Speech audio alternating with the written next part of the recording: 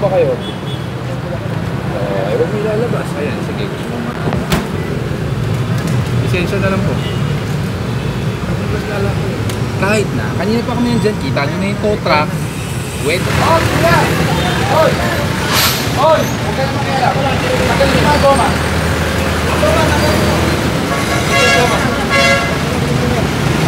Magmula sa barangay na yan, yung mga sasakyan dyan sa tapat at hanggang doon at hanggang dito na mga nakikita nyo na yan, matitikitan lahat. Baka pag-iba ngayon ni Sir Gab. Dahil tingnan nyo naman, nakapatong mismo sa sidewalk.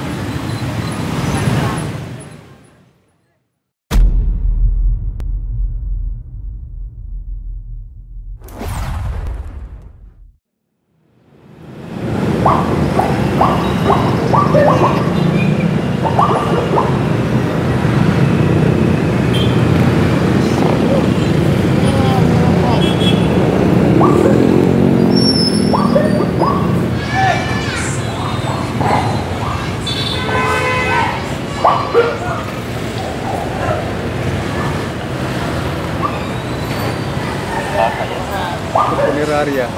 Tatayo. Yung stock. Magandang araw sa inyong lahat. Ngayon ay June 6, 2024 at sa oras na 9:20 ng umaga. Nandito ngayon ang Special Operations Group ng MMDA sa pangunguna ni Sir Gabriel Go dito sa may kahabaan ng Delpan.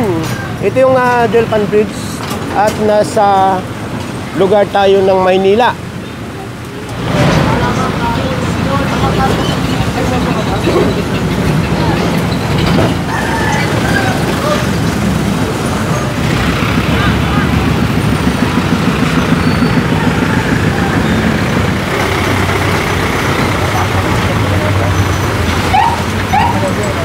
Natikita na ito mga trucks na ito dahil marami nang nauna. Magmula dito sa Delpan, ito na yung R10 or Nel Lopez Boulevard.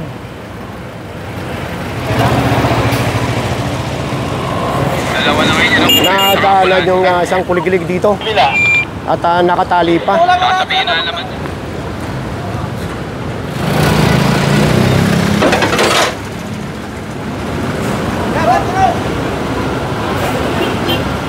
Yung preno, kaya?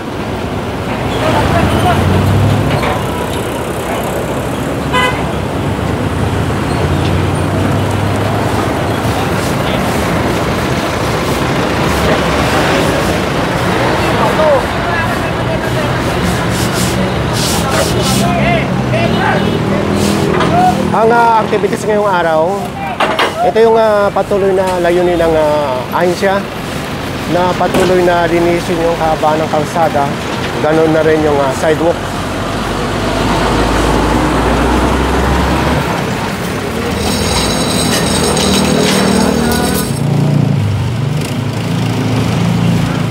Dahil jurisdiction ito ng Maynila, aalalayan tayo ng mga kapulisan dito.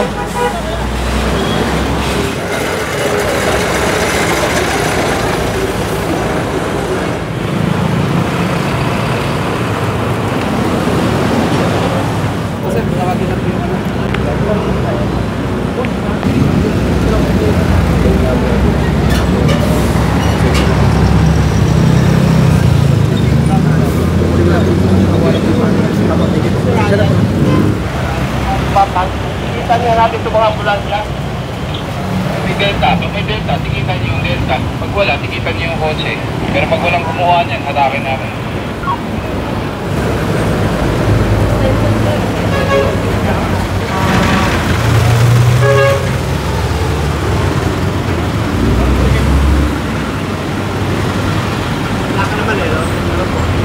Itong fire truck na ito, ayan, natikita na. At aalisin na nila dahil na-inform naman na sila.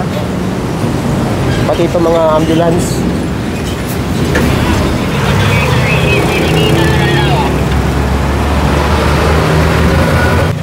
So itong tapat ng mga ambulance na ito, saka itong fire truck, ito ay ayan sa loob, yan ang barangay hall. Kaya dito sila nakapark.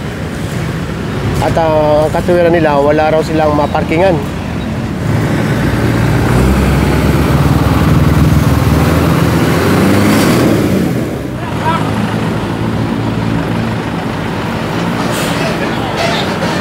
So ayan, malinis na.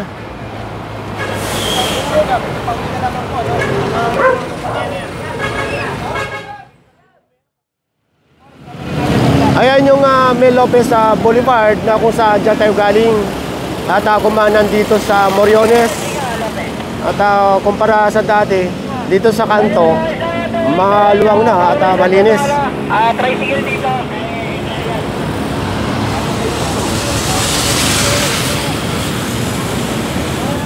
Doon sa kabila, mukhang marami naka-park.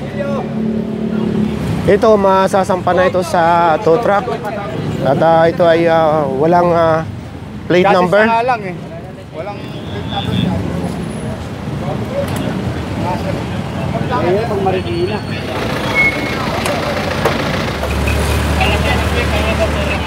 Kunin nyo na rin yan.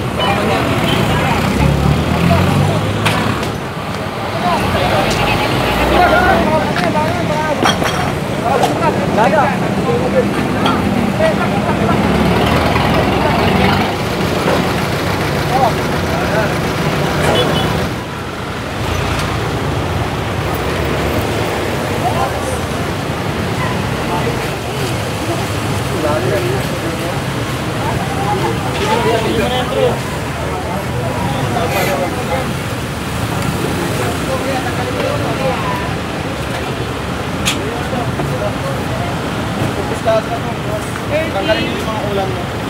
60. Tapos muna yung pagsuko.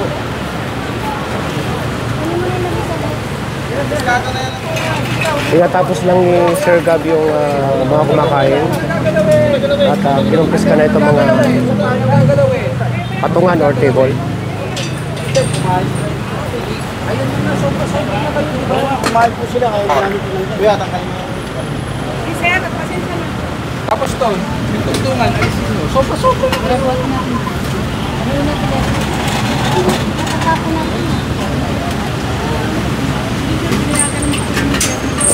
Sino po pumayag? Sino chairman? Pinayagan po kayo magbenta sa bangketa? Yan. Pinayagan kayo isakop yung bangketa na wala na pong madaanan yung tao.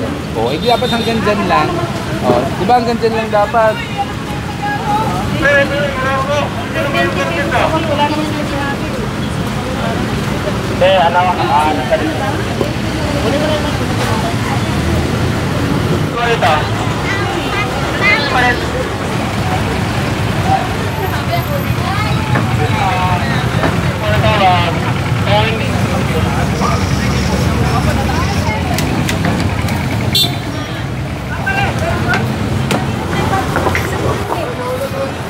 Ulo ko!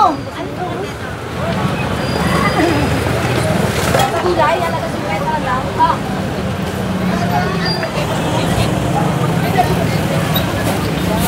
Hindi na.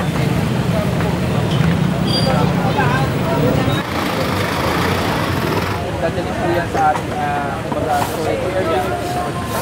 Matutubos pa ba yung mga yun, sir? O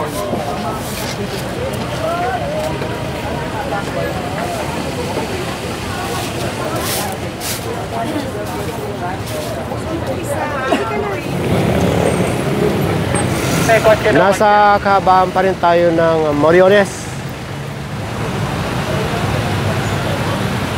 So, matitikitan ito. Ito nakakumot. Saka ito. Yung mga tricycles dito.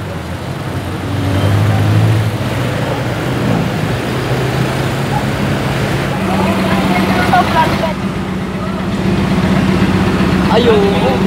Kaya hindi ka bansa na lang. Hindi daw sa kanila. Iwan na lang.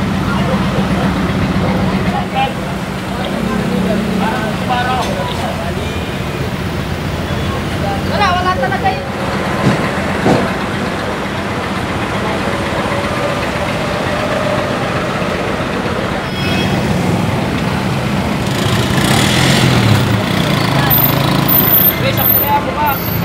So habang hinahatak yung van na yan, tignan natin dito sa kabila.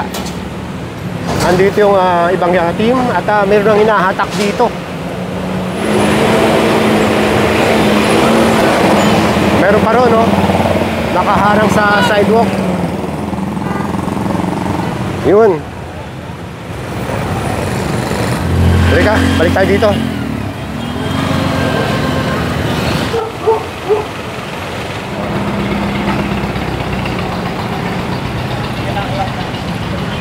Ayan, malinis na. Wala yung tricycle dyan, saka yung kotseng nakakumot dun. Nasa kahabaan pa rin tayo ng Moriones.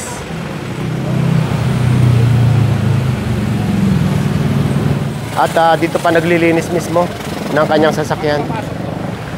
Tira po muna ng lisensya. Mayroon lang yung lisensya nyo eh. Saan po ba kayo? Huwag mo ilalabas. Ayan, sige. Lisensya na lang po. Kahit na. Kanina pa kami yan dyan. Kita nyo na yung tow truck.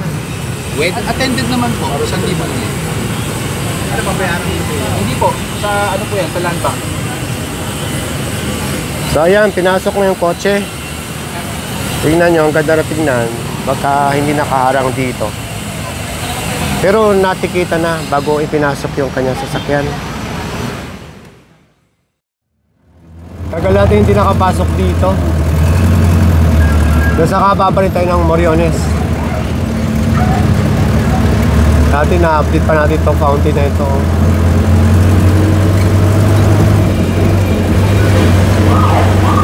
Tow truck, dalawang tow truck. Yan ang traffic flow na binapagtas natin. Papunta yan ng Dagupan. Tatawid lang tayo dito sa pinaka-park. At ito, mayroon ditong hahatakin.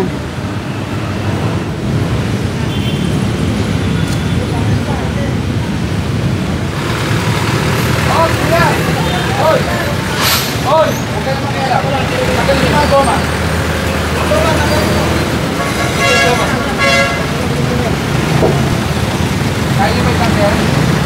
Tagal yung goma, ibakal ka. Pinapapasok yung mga guma, pero yung bakal, kukumpiskahin. Ito yung pinaka-sidewalk eh, inakupahan.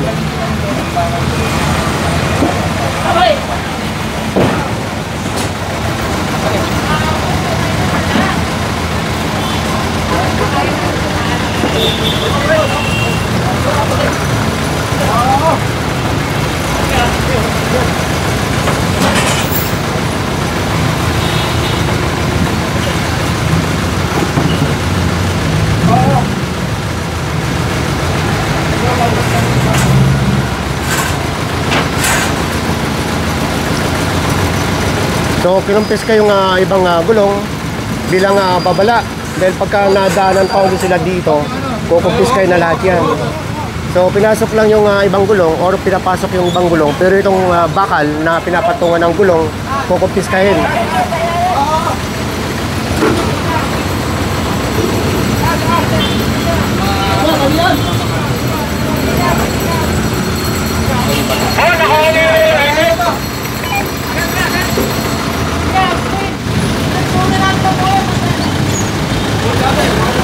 Tignan natin yung kabila, yung inahatak dito. Yung isang kotse dito, may driver kaya ito lang mahahatak. Itong mga kariton dito, nakakadina at pinold cutter lang. Yan, ikakarga niya. Doon sa taas na tayo.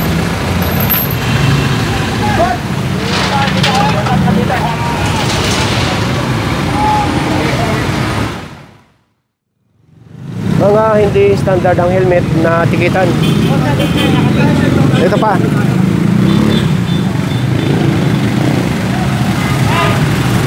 Maraming sisitang motorsiklo na hindi standard ang helmet.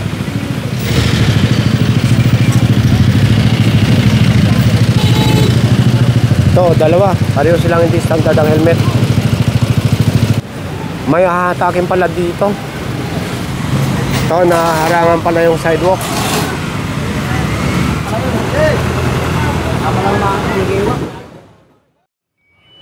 Nasa kanto tayo ngayon ng Moriones sa kanitong Juan Luna. At didiretso tayo doon. At ang tutubukin nito, yung Totoban Mall. At kakaliwa tayo ng Dagupan. Ito na yung Totoban Mall. At kakaliwa tayo dito sa Dagupan. Whoop!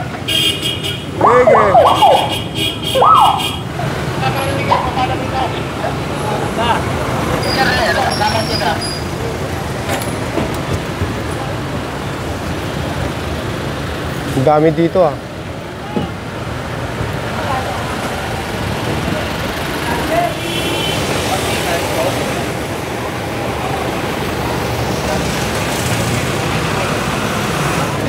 Mag-i-elect po ba? May kalsada po. Lecter. Dito. May ano po ba? Nabigyan ba ng permit? Eh, ano na po, chairman po. Chairman Eric Santos.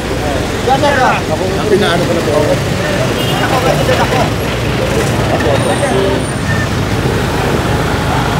Tabi lang ito ng barangay. Papaandarin ko lang.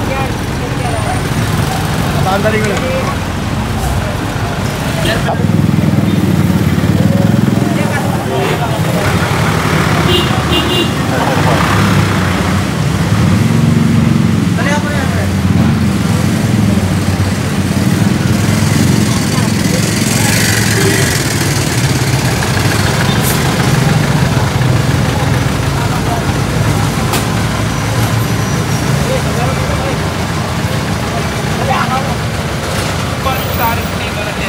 Ito na.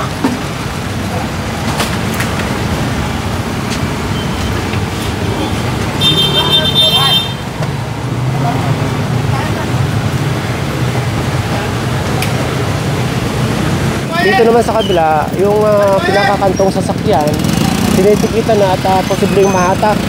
Dalay na yung tow truck. Magmula sa barangay na yan, yung mga sasakyan dyan sa tapat at hanggang doon. At hanggang dito, na mga nakikita nyo na yan, matitikitan lahat. Pakitap. Wala ka ebidensya. Tawid! Yan yata yun!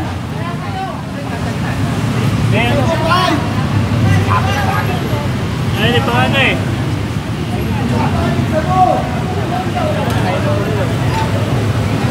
May kagawat ano to eh.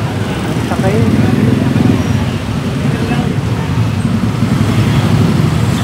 Skog!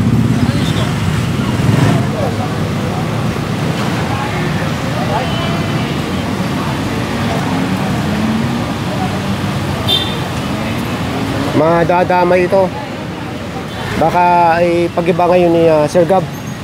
Dahil tingnan nyo naman, nakapatong mismo sa sidewalk. Balikan natin ito.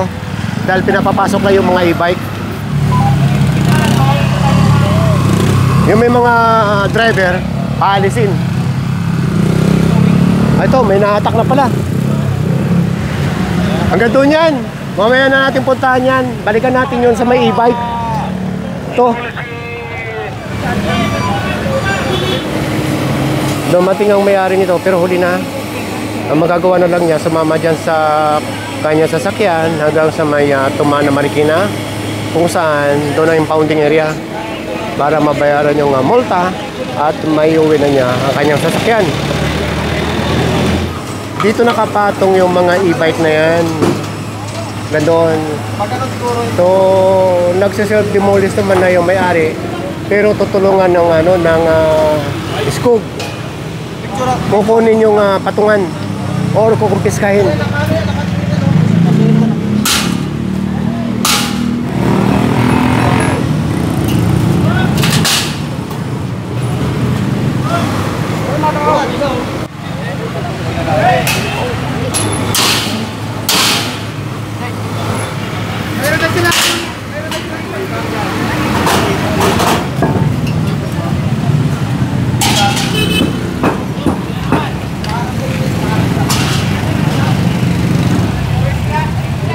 Alam naman natin bawal naman kayo. Natin na dyan, makulong. Kaya tayo bilang chairman. Masaysayan nyo na po, ako'y bagong chairman lang. Kung nagkaroon ng hearing o ano, hayaan nyo po at mapagsasabayan natin mga residente dito. Na talaga alam ko naman na bawal lang sa mabuhay din. Ganun pa ba, hindi ako ng pasulyan. Salamat sir. Sige po. At malaya na makita kami sa akin. Ano lang, magtulungan po tayo para Opo, problema dito dito. Magtulungan din namin po kayo when it comes to mga construction. Opo, Salamat po, Chairman. Salamat po. Thank you po. Santos.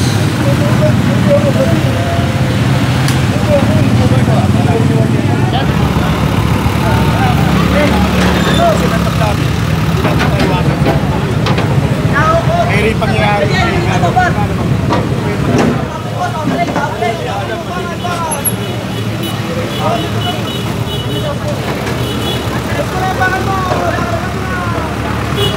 Well, if we're going to count apprehensions, definitely mahigit 50 na to itong umaga pa lang. And as regard to the towed naman, ang dala po nating tow truck 13. So 13 four wheels po yan. Tapos meron pa pong mga motor, meron pa pong mga tricycle. So we're counting at around 20 or even more ang mga hatak po natin ngayong umaga. Na ang mga problema po sa kalsada, sa lansangan, we need a full government approach para mas mapabilis ang mga problema at mabigyan po natin ng agaran na solusyon. And for this morning, yun nga po meron iilan na kawani ng ating gobyerno na meron na natikitan at natow rin po. But then again, at least nakita natin ang kanilang kooperasyon and they are very willing na tulungan po tayo para kahit papaano mapabilis ang ating trabaho, mapagaan at mapatupad natin kung ano po yung dapat at mabigay po natin ang tamang serbisyo sa ating mga motorista, sa ating mga kalsada. So that's why we are really calling forth sa kooperasyon para maayos natin ito ng collaborative ang mga efforts po natin.